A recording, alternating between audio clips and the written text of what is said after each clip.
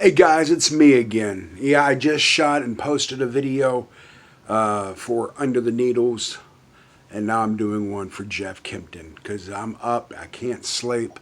There's a couple video contests I wanted to do, and I'm just going to knock them out tonight because why not, huh? Jeff Kempton is having his 7,700 70/700 contest. His 70th spin zone and his 700 subs milestone. Jeff, that's awesome. You deserve every single one of them. Jeff Kempton has a great channel. If you're not familiar with him, please check him out. But if you're watching this video, I can't imagine that you're not familiar with Kempton's channel. And he's got three very, very easy questions. Well, I guess one of them is not really that easy, huh? First one is simple. An album, CD, whatever you were disappointed in for whatever reason. For me, I could go with a couple of them. Back in the 90s, there was a band called the Bad Livers. And I was in radio doing the Americana radio thing. And there was so much hype about this band. I'm not disrespecting them. I'm not knocking them. It was a good CD. But, I mean, the record reps built this up. Man, 2 or 3 times a week you get phone calls about them. It's coming, it's coming. We're going for ads this Tuesday.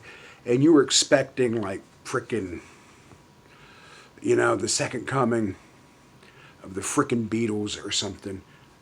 And it was a decent album, but a lot of people, I think, music directors that I talked to at other stations were kind of disappointed because of all the hype. And the band never really took off. The Bad Livers, I mean, they had a couple great CDs, kind of a bluegrass fusion. But anyway, I was disappointed about that one. And this one, Steve Earle, and I'm a huge Steve Earle fan. Huge Steve Earle fan. His post-prison music, anyway. Copperhead Road and stuff like that I really didn't get into, but he spent some time in the pen. He got out and he started doing an alt country, more folky than that kind of redneck rock, without being offensive, that he was doing. Anyway, and I love his music, man. I've got to meet Steve. He was a great guy. But this album was disappointed, and it's a solid CD. His beautiful wife, Allison Moore, played with him. And why is it disappointing? The name of it is You'll Never Get Out of This World Alive. And he did a great cover song of Hank Williams, You'll Never Get Out of This World Alive. But it was not on the album. In order to get that, you had to download it from like iTunes or something. And it didn't come free with the purchase. You had to go pay your 99 cents or $1.99. But it came with a great little booklet. Some real core artwork in here. Solid album. Some great stuff on here, Steve, but you did not include the title track. If you wanted that, you had to pay for it separately. And that was really flippin' disappointed, Steve. I was disappointed anyway. Steve Earle, I still love you though, man. Second question was name something, or not name something, say something or tell something about yourself that you haven't before, that the VC may not know. And I'm pretty upfront guy, dude. I am what I am. I don't drive a car. I ride a bicycle everywhere. That's my transportation. Raining, snowing, sunshine, whatever. I got a cart to hook up to it to go to the grocery store, to go to Goodwill and go out picking and flipping. Everyone knows that about me. I love my granddaughter. My most enjoyable time I have is with my granddaughter and my family. Everyone knows that about me that watches my videos. But one thing I probably haven't shared before, I may have, is I was a vegetarian. Yeah, I was a vegetarian for a very long time. And I slowly got out of being a vegetarian for whatever reason, personal reasons. It's personal reasons I became one, and personal reasons kind of I got out. No moral reasons, no ethnic reasons or ethics or whatever the hell. Anyway, that's a little bit about me. I've not shared before. Former vegetarian, and now I have no problem eating a plate of spare ribs.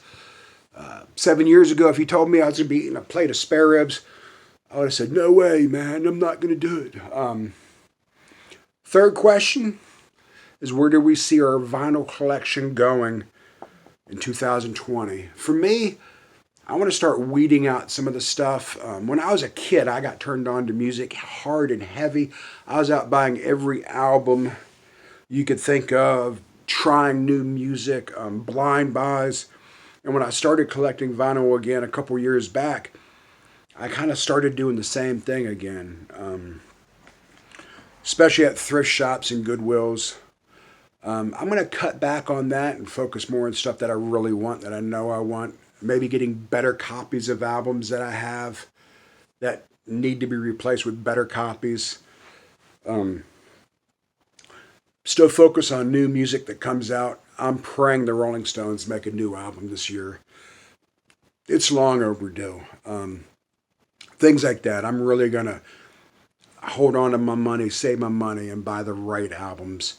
Like I said, replace a couple. And just Captain Beefheart is one I want so bad, because the one copy I had was beat to shit, and I really didn't feel comfortable playing it on with my turntable, my stylist.